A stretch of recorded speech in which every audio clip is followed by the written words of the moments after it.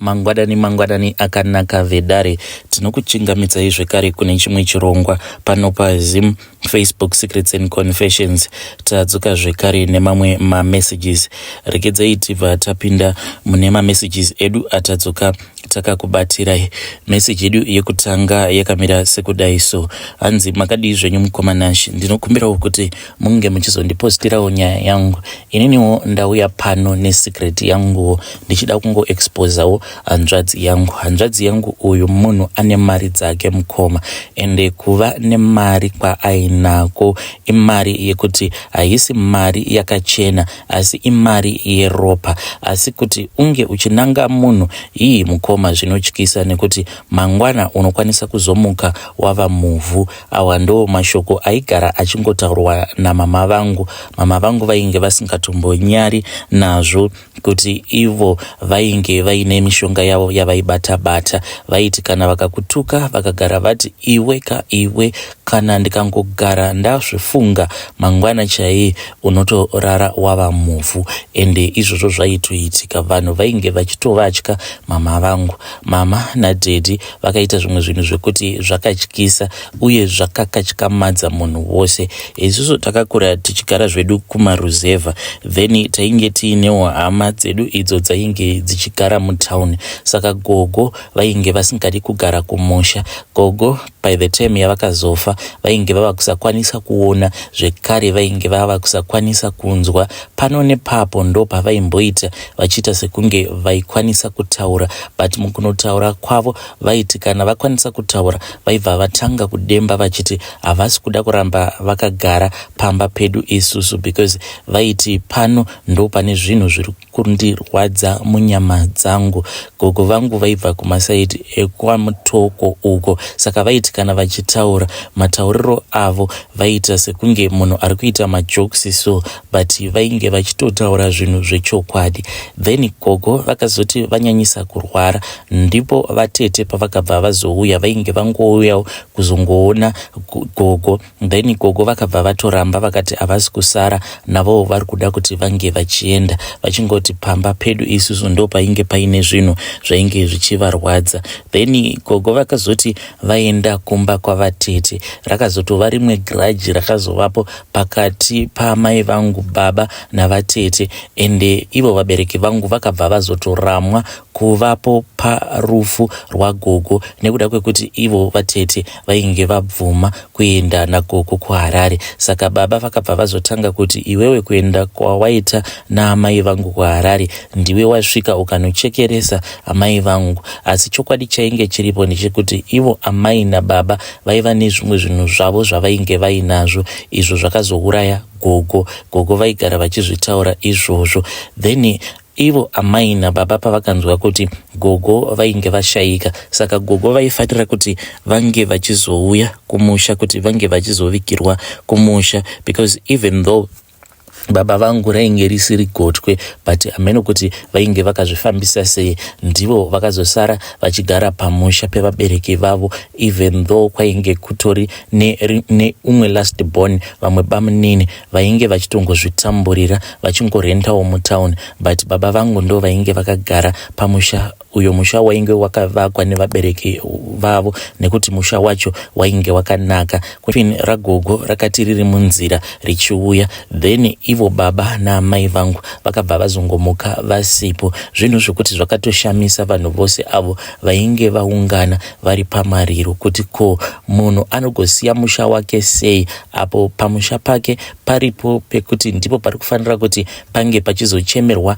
amai vake. Asi mama nababa vakabva vazoronga rwendo ndokubva vatoenda zvavo vakanoshanyira hama dzaamai. Vakagarako mukoma kwemazuva akati wandei, vakazoti tatokanganwa, ndo pavakabva vazodzoka mushure mekunge gogo vainge vatovigwa. Kana kuri kuputika kuya kunonzi munhu mushure mekunge avigwa anozoputika, gogo I think kuti by then vainge vatoputika. Then baba namama vakazoti vadzoka manje, vatete ndo pavakabva vazotanga kurwara. Vatete vainge vari nesi, vakangotanga kungorwara variko kubasa kudaro ndokubva vangodonhera pasi. Vainge vava kuita sekunge munhu munhu ava kuita iya inonzi pfari.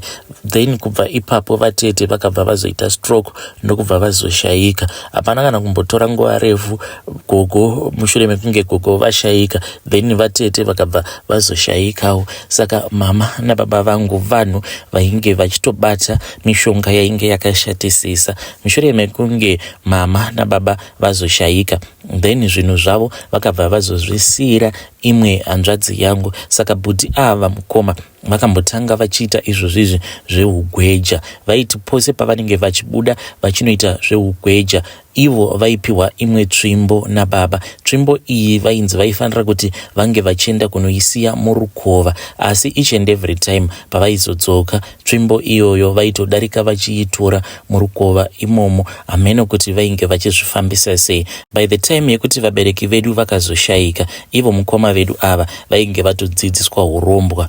Mukoma wangu uyu wandiri kutaura nezvake akazongokaruka aita imwe mari yekuti yakatyisa munhu wose. Vakati vaita mari kudaro ndokubva vatotenga mamil avo aya avanoshandisa pavanenge vava kuda kutsvaka goridhe mumatombo. Zvekare vakabva vatanga kuwana maclaims akati wandei nekuda kwemari yavakaita. Nanhasi uno bhodhi vangu ava vane imwe mari inotyisa, asi chinotirwadza ndechekuti ivo havachengeti hama dzekwavo, vanongochengeta hama dzekumudzimai wavo sezvainge zvichingoita baba vangu. Baba vangu vainge vakavenga hama dzavo ende vainge vakanyanyisa kuvenga last born avo bamunini vainge vari last born mumhuri umo makazvarwa baba vangu. Ita sekunge ivo bamunini vainge vakatadzira baba vangu, kuya kutadza kwekuti munhu anenge achizviudza kuti uyu munhu uyu nekunditadzira kwose kwaakandiitira handimbofi ndakamuregerera. Zvadaro mukoma vabereki vashayika kudaro,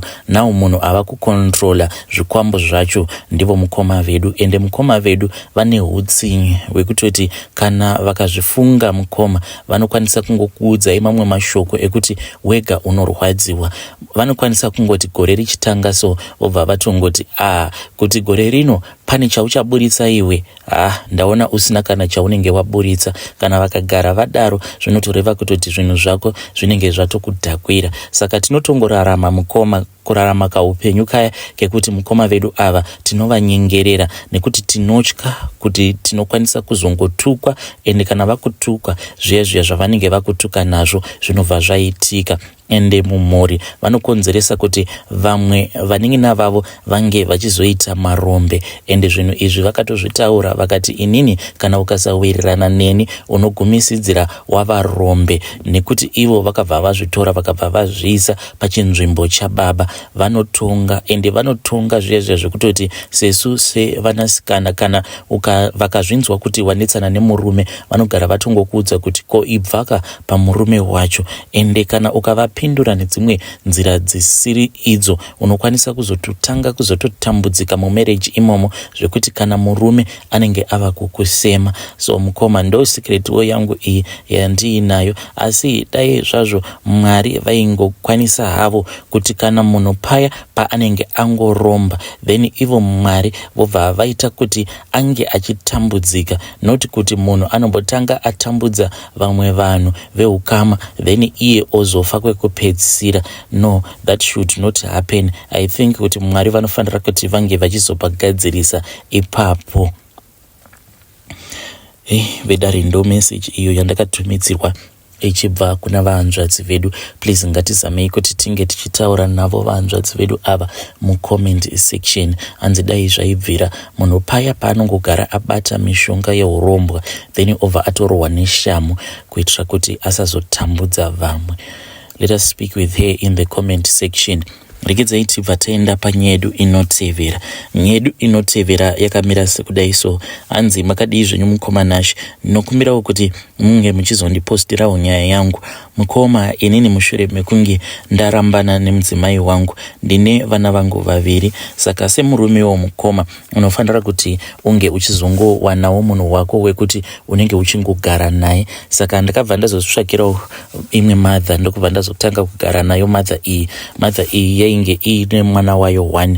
Mother iyi yainge iine madrama zvekuti because of her ndakabva ndazosvika pakuvenga chinhu chinonzi munhukadzi. Ndakaona kuti chinhu chinonzi munhukadzi chinhu chekuti hachina kana brain. Ndakazama kuti ndinge ndichibuilda upenyu nayo mother iyi, but yega yakasvika pakundionesa kuti haina kana plan neupenyu. So mukoma, at the end of the day ndakabva ndazongozviudza kuti it is far much better kuti ndinge ndichingoita upenyu hwekuti ndinenge ndichingorarama ndisina kana girlfriend, ndisina kana anything. Saka ndakabva ndazongozviudza kuti it was far much better kuti ndingorarama upenyu hwekuti ndinenge ndisina kana girlfriend at all. Ndakararama kwenguva yakati rebei mukoma ndichingorarama nechimhandara maoko, but at the end of the day chakazosvika pakundirwadza mukoma, ndikabva ndazotanga zvekare kudata. But this time around ndainge ndava kungoita zvezviya zvekuti ndinenge ndichingoita zvema-sleep over. Kudzamara mukoma ndazongosanganawo nekamwe kashop ako karimo mutauni medu. Kashop aka ndakangotongosangana nako by mistake kuno kuJoni. Saka kashop aka mukoma zvakanoita ndezvekuti kanotengesa matoys aya ekuti iwewe semunhurume unokwanisa kuzvifadza nematoys iwawo. Zuva randakatanga kupinda mushop umu mukoma ndainge ndichinzwa kunyara, but at the end of the day ndega ndakazosvika pakuzviudza kuti zvakangofanana izvi. Ndokubva ndatenga kamwe katoyi kangu. Katoyi aka kandakatenga kanenge kakaita kunge sikarudzi yemunhukadzi. Ndakazoti ndava kumba manje ndokubva ndatora katoyi kaya ndikabva ndatanga zvangu kuzvibatsira ndichiita chimhandara maoko. Iyi mukoma, kana maproduciro andakazoita ipapo ainge akatosiyana. Ndakanzwa ndega kuti panapa katoyi aka kakandikweva kusvika kuropa chaiko. The next day mukoma ndakabva ndakanzura magirlfriends angu ose, because ndakabva ndakaukuleta ndikati vana bhangu ava, vana Abigail ava vanenge vachida kuti each and every month unonzwa munhu achiti nzara dzangu dzinoda kuti dzinge dzichigadzirwa uku nekusaidi. Every 2 weeks anenge achiti ndiri kuda kuti unge uchizondipa mari yekunorukwa musoro. Saka ndakabva ndangoti damn it man, regedzai ndingoita zvematoys. Ndakabva ndazosevha mari mukoma kuzosvika ndichizotenga chidhori. Ndakazoti ndatenga chidhori changu mukoma, upenyu hwangu ndiri kuona kuti huri kunyatsokuendeka. In a few days time mukoma, I am going to be getting my first pay yangu yekuti haina kana munhukadzi mukati. Makore ose awa ndaiti kana ndatambira ndinenge ndichiziva kuti mukadzi wangu anodawo mari, kana kuri kunzi apo pandainge ndava nemagirlfriends ndinenge ndichitoziva kuti girlfriend inenge ichidawo something. But now I feel free, I feel so much free like a bird. Chidhori changu ndinacho mukoma, hachikompleni, hachitaure neni, hachiite sei, hachimbofi chakandihurira, hachina kana zvirwere zvepabonde. I am enjoying my life. Pandinogara mukoma pamba murungu wangu wandinoshandira wifi iriti. Ndakabva ndazviudza kuti regedzai ndinge ndichitenga TV full HD kuitira kuti kana ndichiona mavideos aya evanhu vanenge vachiita bonde ndinonyatsokuzuma ndichinyatsokuona kuti vanhu ava vari kuita bonde vari kunakirana. Ndine mukana wekuti kana ndikagara ndazvivharira ndinenge ndazvivharira, hapana kana anosvika nekuti ndinogara mukati muyadhi memurungu. Saka kana ndichizvifadza mukoma ndinozvifadza kusvika to the fullest. Aiwa, I just suggest kuti kune varume avo vanenge vachitwa nevakadzi, kana kuti kune varume avo vanenge vaneta nemujolo, just try to find mashopu iwawo, mashopu awo anoita zvekutengesa matoys ekuti uzvifadze pabonde. Obva wangoenda, obva wangonotenga zvimatoyi izvozvo zvitoriko, chekutoti kana ukapfekera sikarudzi yako so iyi unoita sekunge ucharidza mere, because chinenge chichita kudziya, chichikugwina chichita sekunge icho chitori munhukadzi. Worst of all, kana ukazosevha mari yako ukazvitengera chidhori chako, unonakirwa zvekuti wega unonyatsokuona kuti chinhu chinonzi life chinonakidza. So I suggest to all the men out there kuti chinhu ichi unofanira kugara uinacho kuitira kuti vana Abigail ava vasazongotinetsa nekutitorera ma-advantages, because ivo vanofungidzira kuti chavakasenga chinhu chekuti chakanyanyisa kukosha, but varungu vakangwara vakazokwanisa kuti umbirawo zvimatoyi but varungu zvavo ndinovatenda neungwaru hwavo, nekuti vakazoona kuti vanhukadzi vanotijairira vakabva vazotigadzirirawo masex toy awa anotifadza. Inini mukoma ndiri kufara, ndiri munhu wekuti handisisina kana stress. Manhamba evakadzi vose avo vandainge ndichidanana navo ndakangova ignore, because vanhu ava vane mastresses zvekare vane drama. For the first time in my life pandichapiwa mari yangu yepay,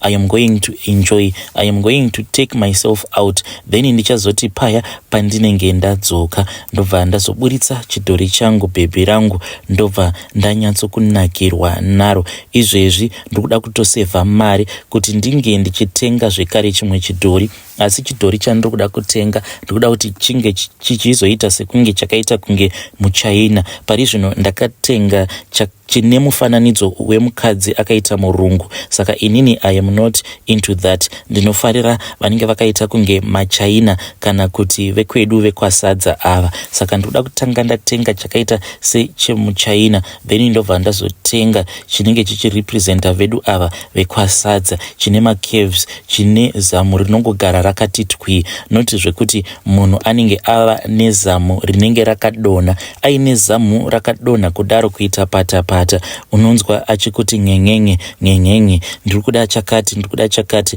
Kana ukasamuitira ichocho chaanenge ati ndiitire, then anobva atanga kuita sekunge wamutadzira. Aiwa, inini ndakazozviwanira mukadzi wangu asingatauri, asingachiti, asingacomplain. Kunyangwe ndikafunga kumurova 5 rounds ndinongodzirova kusvika mwoyo wamira. Hai, zvakangoma hazvo vedu we. Ndo message iyo yandakatumidzirwa ichibva kuna mukoma vedu. Hanzi ndaneta nevakadzi, nekuti vakadzi hanzi vanenge vachingoti nyenyenye nyenyenye, ndiri kuda chakati, nditengere chakati. Kana ukatadza kuita chinhu ichocho, then munhu anobva aita sekunge iwewe ndiwe watomukanganisira. Mainzwawo advice iyo vanhurume, munoti chii neadvice iyo yatapiwa namukoma vedu? Hanzi umwe nomwe kana ari munhurume anofanira kugara aine toy yake kuitira kuti usazonyengerera chinhu chinonzi munhukadzi. What do you think about that? Please let us talk about that issue in the comment section.